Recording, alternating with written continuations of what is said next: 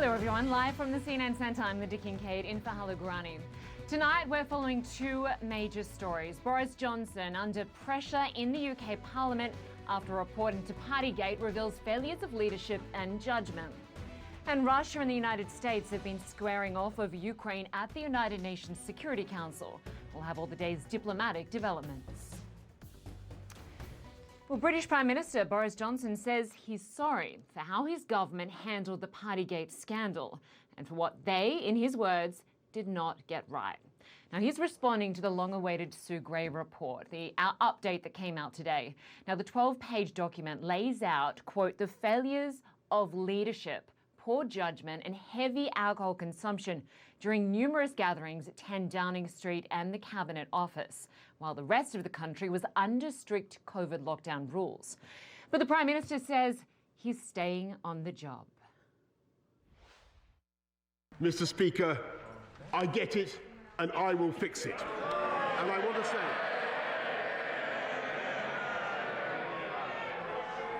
want to say to the people of this country, I know what the issue is. Yes, Mr. Speaker, yes. It's whether this government can be trusted to deliver.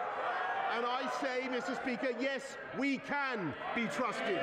Yes, we can be trusted to deliver. Well, Mr. Johnson was slammed by several members of his own Conservative Party, as well as by opposition lawmakers. The Labour leader not mincing his words. Prime Minister, the British public aren't fools. They never believed a word of it. They think the Prime Minister should do the decent thing and resign. Of course he won't, because he is a man without shame.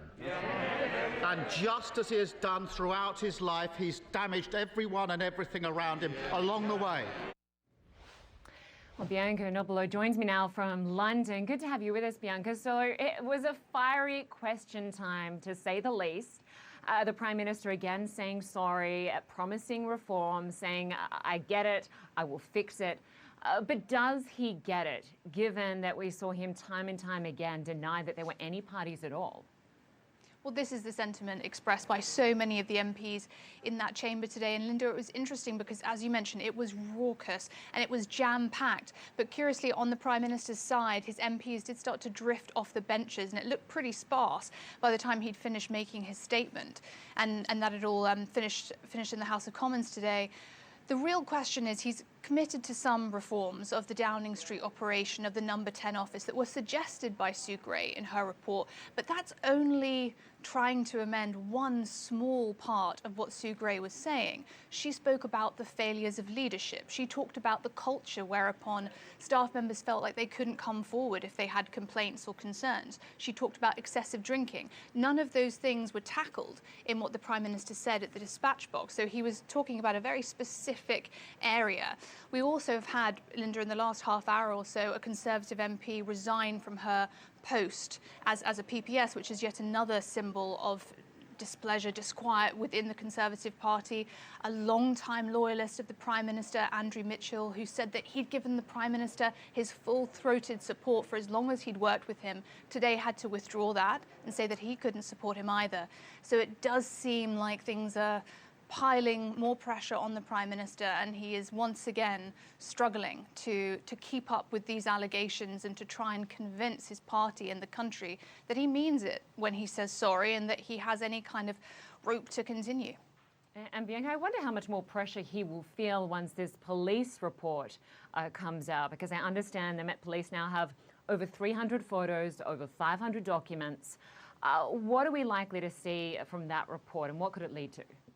Well, Lynda, something which is frustrating me about the Met report is that we're told that it should be done within a year, which could be a long amount of time to wait for you, for me, for the country, for MPs to make a decision about Boris Johnson.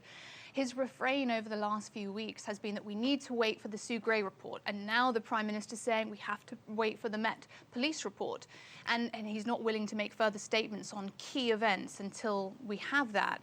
So some MPs are also towing that line and saying we need to wait and see what the results of the investigation are. But we know that the Prime Minister is being investigated because there are 3 events which he attended, which the Metropolitan Police are looking into. And this is a point that MPs and Keir Starmer have been making, that it's demeaning the office of Prime Minister, the fact that he is being investigated for potential criminality. It's not a good look for the party. As to how much more pressure he can withstand, he is right now speaking to his key backbench MPs. These are the ones that he's trying to shore up support from. They're the ones that can trigger the leadership contest. So I can't wait to hear the outcome of that meeting and see if they're convinced, if they believe what the Prime Minister is promising them, because that is going to be critical in terms of how much more his leadership of the party can continue. Because if he's lost their trust, and polls are suggesting he's losing the trust and the faith of the British public, then the party are really going to have to sit and think, am I going to lose my seat? Has Boris Johnson become an electoral liability for me? Yeah, exactly. Certainly losing a lot of support. Bianca, Nobilo, good to have you with us in London. We will cover more of this story later in the show.